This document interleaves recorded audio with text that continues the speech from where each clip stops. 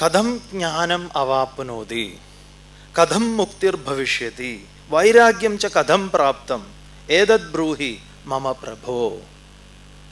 വിളിക്കുകയാണ് കുട്ടിയെ, മോനെ എന്നൊക്കെ വിളിച്ച് അവനെ ഇപ്പം വിളിക്കുന്നത് എന്താണെന്ന് പറഞ്ഞാൽ ഹേ പ്രഭോ.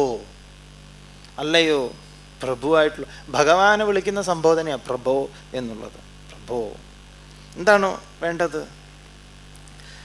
ജ്ഞാനം കഥം അവാപ്നോതി, കഥം ജ്ഞാനം അവാപ്നോതി. ജ്ഞാനം പ്രാപിക്കുക, അതിനെ അത് അനുഭവമാക്കുന്നത് എങ്ങനെയാണ്? ഈ ചോദ്യം ചോദിക്കുമ്പോൾ തന്നെ അറിയാം ഈ ജനകൻ ഇതുവരെ ജീവിച്ചത് കടമെടുത്ത അറിവിലായിരുന്നു. ഇതിനെ അനുഭവപ്പെടുത്തുക എന്നുള്ളത് ജനകൻ ഉണ്ടായിട്ടില്ല. ഉണ്ടായിരുന്നുവെങ്കിൽ ജനകൻ ഈ ചോദ്യം ചോദിക്കില്ല. പലപ്പോഴും നമ്മളൊക്കെ കുട്ടികളുടെ മുന്നിലാണ് നിസ്സാരന്മാരായി പോവുക. നിസ്സാരന്മാർ ഒന്നും അല്ലാണ്ടായി പോവും കുട്ടികളുടെ മുമ്പിൽ. കാരണം അവരങ്ങനെ അതിൻ്റെ ഇതിലായിരിക്കണം. അപ്പം അതാ അവിടെ 63 പേരുണ്ട്. അങ്ങനെ ശരിയാക്കുന്നുണ്ട് എല്ലാവരെയും. അതെ, പീയൂഷവത് ഭജ.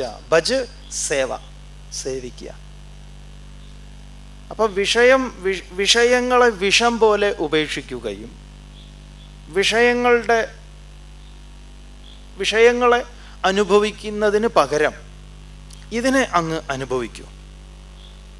അപ്പോൾ ജനകന് വിഷയങ്ങളിലുള്ള താത്പര്യം, ആ വിഷയങ്ങളോടുള്ള താത്പര്യത്തിന് പകരം അങ്ങേക്ക് താത്പര്യം ഉണ്ടായിരിക്കേണ്ടത് ഏതിലാണ്? അങ്ങേക്ക് ഈ പറഞ്ഞ കാര്യങ്ങളിൽ താല്പര്യം ഉണ്ടാകുന്നുവെങ്കിൽ എന്താണ്? ക്ഷമ, ആർജവം, ദയ, തോഷം, സത്യം.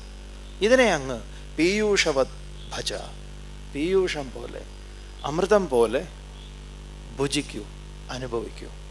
ഒരു സാമാന്യമായിട്ടുള്ള ഒരു ഉത്തരമാണ് കൊടുത്തിട്ടുള്ളൂ ഇതിന്. ഇനി അഷ്ടാവക്രൻ ഇതിനെ വിശദീകരിക്കാൻ പോവുക, എങ്ങനെ, എന്ത് എന്നൊക്കെ.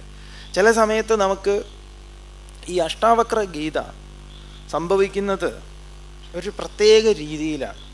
ഇത് അർജുനനും ഭഗവാനും തമ്മിലുള്ളതുപോലെയല്ല. കാരണം ഇവിടുന്ന് അങ്ങോട്ട് ഈ ജനകൻ മോശക്കാരനൊന്നുമല്ല, അഷ്ടാവക്രൻ്റെ മുന്നിൽ ഒന്നും അല്ലാതെയായിപ്പോയി എന്നുള്ളതേ ഉള്ളൂ. അതൊരു സത്യമാണ്. കാരണം ഇത് അങ്ങനെയുള്ളൊരു വിദ്വാനായതുകൊണ്ടാണ്. കാരണം ഒരു സംശയവും, കാരണം ഗർഭസ്ഥ ഇരിക്കുന്ന സമയത്ത് അച്ഛനോട് ഇത് പറയാമെങ്കിൽ അവൻ ആരായിരിക്കും? അപ്പം അത് തന്നെ നമ്മളൊന്ന് ആലോചിച്ചാൽ മതിയല്ലോ. അപ്പോൾ പിന്നെ ജനകനോട് ഇങ്ങനെ പറയുന്നതിൽ അദ്ദേഹത്തിന് യാതൊരു മടിയും ആവശ്യമില്ല.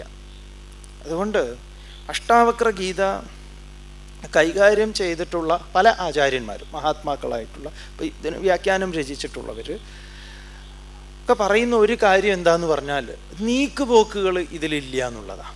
അതായത് ഒരു ഉപായത്തിൽ തട്ടിക്കൂട്ടി എന്തെങ്കിലും ഒന്ന് പറഞ്ഞ് ഒരു ലൊട്ടിലൊടുക്കിൽ ഒപ്പിക്കുന്ന പരിപാടി അഷ്ടാവക്രന് ഇല്ല. അതുകൊണ്ട് ഇതൊരു മെഡിറ്റേഷനാണിത്.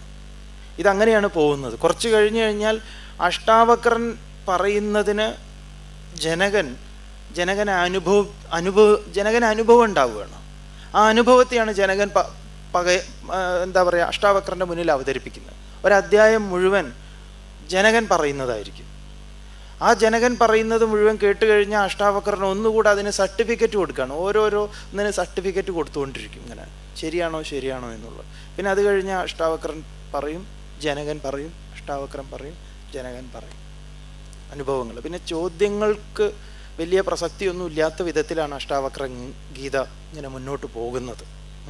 അതുകൊണ്ട് ചിലപ്പം നാളെയോ മറ്റന്നാളോ ഒക്കെ കഴിഞ്ഞാൽ ചിലപ്പോൾ സ്വാമി അത്യാവശ്യം യജമാനന്മാരൊക്കെ തന്നെ ഉണ്ടാവുള്ളൂ എന്നാണ് തോന്നുന്നത്. ചിലപ്പം പറയാൻ പറ്റില്ല. അതല്ല, നിങ്ങൾ ധൈര്യമായിട്ട് രണ്ടും കൽപ്പിച്ച് ജനകനെ പോലെ ഇരിക്കുകയാണെങ്കിൽ അതൊരു അത്ഭുതമായിരിക്കും. നമുക്ക് നോക്കാം എന്തായാലും എന്തൊക്കെ സംഭവിക്കും എന്നുള്ളത് കണ്ടറിയാം. സ്വാമി എന്തായാലും മുന്നിലേക്ക് പോയിക്കോളും, ഞങ്ങളിപ്പോൾ ഇവിടെ ഇരിക്കുന്നുണ്ട്. അഷ്ടാവക്രൻ പറയുന്നു, ആദ്യമായിട്ട് അഷ്ടാവക്രൻ പറഞ്ഞു. ഇത് തന്നെയാണ് നമ്മുടെ മുന്നിലും ഉണ്ടായിരിക്കേണ്ടുന്ന ഒരു പ്രശ്നം. എന്താ പ്രശ്നം? ജനകൻ ചോദിച്ച ചോദ്യം നമുക്ക് മനസ്സിലായിട്ടുണ്ട്. എന്താ ചോദ്യം? എങ്ങനെയാണ് ജ്ഞാനം കിട്ടുന്നത്? എങ്ങനെയാണ് മോചനം? എന്താണ് ജ്ഞാനം? എന്താണ് മോചനം?